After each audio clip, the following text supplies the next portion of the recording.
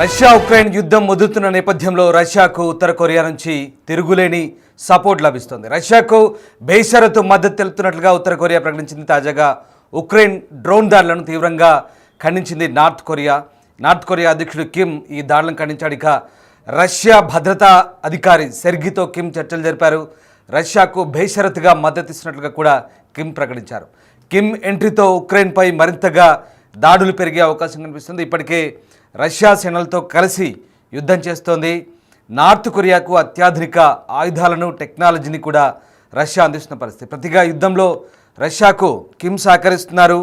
గత ఏడాది దాదాపు 2024లో 11,000 మంది సైనికులను ఉక్రెయిన్ రష్యా వార్లో ఉత్తర కొరియా రష్యాకు మద్దతుగా పంపించింది. ఈ ఏడాది జనవరిలో కూడా దాదాపు మరొక 3,000 మంది సైనికులను పంపించింది. దీంతో తాజాగా 14,000 మంది సైనికులు ఉక్రెయిన్పై పోరాటంలో ఇప్పటికే యుద్ధ భూమిలో పనిచేస్తున్నారు. ఇందుకు రష్యా అధ్యక్షుడు పుతిన్ కూడా వారిని పొగుడుతున్న పరిస్థితి కనబడుతోంది. ఈ నేపథ్యంలో ఉక్రెయిన్ ఆరోపించినట్టుగా కూడా ఉత్తర కొరియా స్పందించింది. తమ సేనలు రష్యాకు మద్దతుగా పనిచేస్తున్నాయంటూ బహిరంగంగా ప్రకటించిన పరిస్థితి. ఇప్పుడు తాజాగా మరొకసారి బేషరతు మద్దతు అందిస్తామంటూ కిమ్ నుంచి స్టేట్మెంట్ రావడంతో ఒక్కసారిగా యుద్ధంలో పరిణామాలు వేగంగా మారే అవకాశాలు కనిపిస్తున్నాయి.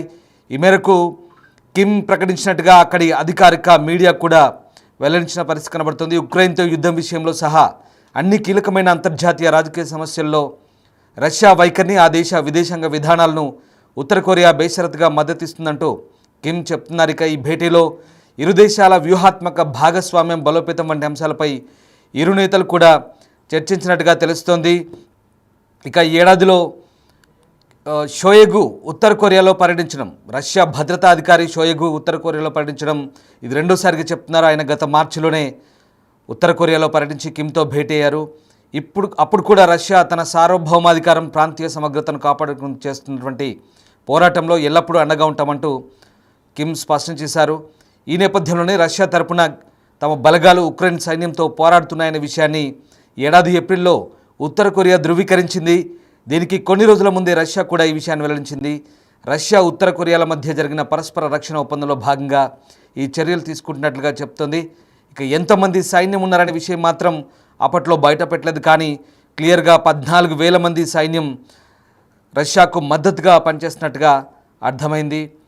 ఇక ఈ నేపథ్యంలోనే రష్యాకు ఉత్తర కొరియా బేషరతు మద్దతు ప్రకటించిన తాజాగా బుధవారం ఉత్తర కొరియా రాజధాని ప్యోంగ్యాంగ్లో Russia security council secretary Sergei షోయగుతో కిమ్ జోంగ్ భేటీ తర్వాత ఈ అంశాలన్నీ కూడా బయటపడ్డాయి.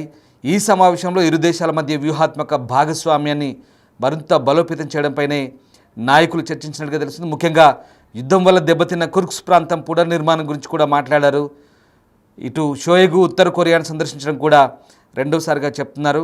గత ఏప్రిల్లో రష్యా తరపున తమ దళాలు ఉక్రెయిన్ సైన్యంతో పోరాడుతున్నాయంటూ ఉత్తర కొరియా ధృవీకరించిన తర్వాత ఇప్పుడు ఈ ప్రకటన రావడం మరింత ప్రాధాన్యత సంతరించుకుంది. గతంలో కుర్స్క్ ప్రాంతాన్ని రష్యా ఆక్రమించినప్పుడు ఉత్తర కొరియా సేనలే చాలా కీలకంగా వ్యవహరించాయంటూ వచ్చిన వార్తల నేపథ్యంలో ఇప్పుడు మరొకసారి ఇటు ఉత్తర కొరియా స్టేట్మెంట్ ఆసక్తిని రేపుతోంది. రైట్, మా కొలీగ్ సయ్యద్ జైన్ అవుతున్నారు. సయ్యద్, ఇప్పుడు ఉత్తర కొరియా చాలా బాహాటంగా ప్రకటిస్తోంది రష్యాకు ఈ యుద్ధంలో ఉక్రెయిన్పై పోరాటానికి బహిరంగ మద్దతును, అలాగే బేషరతుగా భవిష్యత్తులో మద్దతు ప్రకటిస్తామంటూ చెప్తున్న అంశంతో ఒక్కసారిగా ఉక్రెయిన్ రష్యా వార్కు సంబంధించి ఎలాంటి కీలక పరిణామాలు చోటు చేసుకునే అవకాశం కనిపిస్తుంది? ప్రధానంగా ఉక్రెయిన్పై పోరాటంలో రష్యాకు ఉత్తర కొరియా మద్దతుతో యుద్ధం ఎలాంటి మలుపు తిరిగే అవకాశాలు కనిపిస్తున్నాయి? రామ్, రష్యా ఉక్రెయిన్ మధ్య గత 3 ఏళ్ల నుంచి కూడా యుద్ధం సాగుతోంది.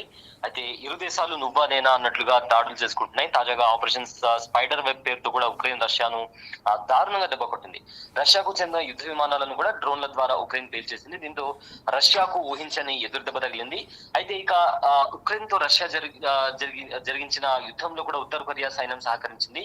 ఉత్తర కొరియా అధ్యక్షుడు కిమ్ జాంగ్ ఉన్ కూడా తన సైన్యాన్ని రష్యాకి పంపించారు. అయితే తాజాగా ఉక్రెయిన్ భీకర దాడులు చేసిన నేపథ్యంలో రష్యా భద్రతా మండలి కార్యదర్శి సెర్గీ పొయిగుతో కిమ్ భేటీ అయ్యారు. అయితే ఉక్రెయిన్ పై చేసే యుద్ధానికి ఎలాంటి షరతులు లేకుండా బేషరతుగా రష్యాకు సపోర్ట్ చేస్తామంటే కూడా కిమ్ చాలా ఓపెన్ గా దీన్ని ప్రకటించారు. అయితే ఈ మేరకు ఉత్తర కొరియాలోని మీడియా కూడా దీనికి సంబంధించి కిమ్ ఇలాంటి ప్రకటన చేసినట్టు కూడా వెల్లడించింది. అయితే అలాగే ఇరువురి భేటీలో ఇరు దేశాల మధ్య వ్యూహాత్మక భాగస్వామ్యం బలోపేతం వంటి పలు అంశాలపైన కూడా వీళ్ళు చర్చించుకున్నట్టు తెలుస్తుంది.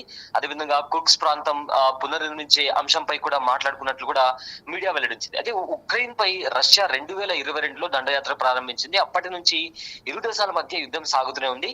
అయితే ట్రంప్ రెండోసారి అధికారంలోకి వచ్చాక ఉక్రెయిన్ రష్యా యుద్ధం ఆపేందుకు చాలా ప్రయత్నించారు. కానీ సౌదీ అరేబియా వేదికగా రష్యాతో అమెరికా చర్చలు జరిపింది. కానీ ఒక్కసారి కూడా దానికి సంబంధించి ఎలాంటి రిజల్ట్ కూడా రాలేదు.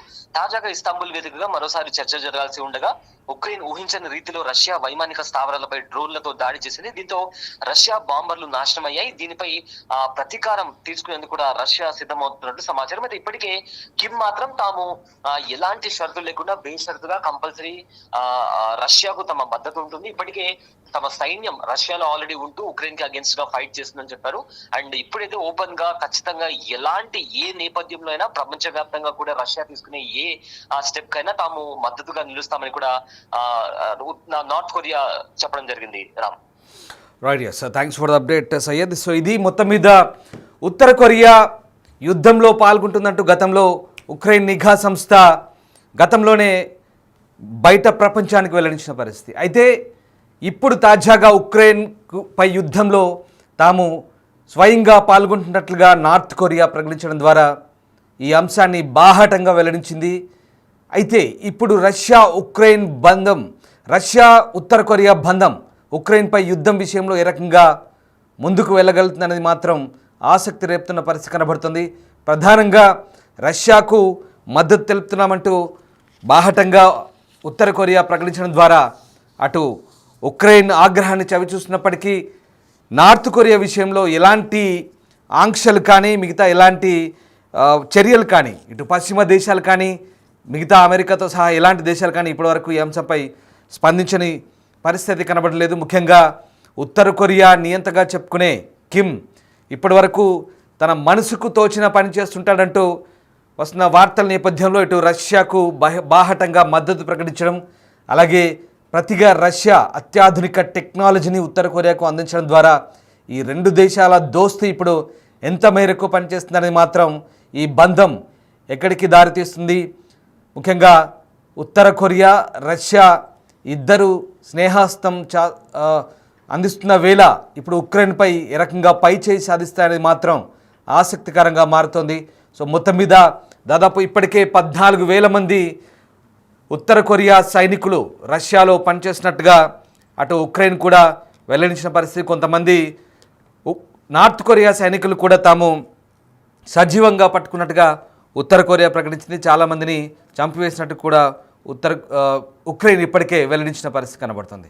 అయితే తాజాగా కుర్స్క్ ప్రాంతంలో ఉక్రెయిన్లోని కుర్స్క్ ప్రాంతాన్ని స్వాధీనం చేసుకోవడంలో ఉత్తర కొరియా సైనికులు చాలా కీలకంగా వ్యవహరించినట్టుగా తెలుస్తోంది.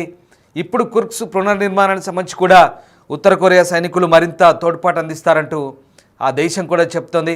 సో మొత్తం మీద రష్యా నార్త్ కొరియా బంధం ఏ రకమైనటువంటి పరిస్థితులకు దారితీస్తుంది మీరు కూడా కామెంట్ రూపంలో తెలియజేయండి. ముఖ్యంగా ఉక్రెయిన్పై యుద్ధం విషయంలో రష్యాకు ఉత్తర కొరియా సహకరించడం సరైనదేనా, మీ అభిప్రాయం ఏంటో కామెంట్ రూపంలో తెలియజేయండి. మొత్తం మీద ఈ రెండు దేశాలు కూడా బాహటంగా సైనిక సహకారం అందించుకుంటామంటూ ప్రకటన చేస్తున్న నేపథ్యంలో ఇటు రష్యా కూడా ఉత్తర కొరియాకు సైనిక సహకారం అందిస్తున్న నేపథ్యంలో ఈ పరస్పరం టెక్నాలజీని అందిపుచ్చుకుంటూ అలాగే సైనిక సహకారాన్ని అందించుకుంటూ మరింత బలాన్ని పుంజుకుంటున్న వేళ మరి అటు ఉక్రెయిన్కు కొన్ని యూరోపియన్ యూనియన్ దేశాలు అలాగే అమెరికాతో సహా నాటో దేశాలు వెనుక నుంచి యుద్ధాన్ని నడిపిస్తున్న ఈ సందర్భంలో ఈ రెండు దేశాల కలయిక ఇప్పుడు యుద్ధంలో ఎలాంటి పరిస్థితులకు దారితీస్తుందనేది మాత్రం ఉత్కంఠగా మారుతోంది.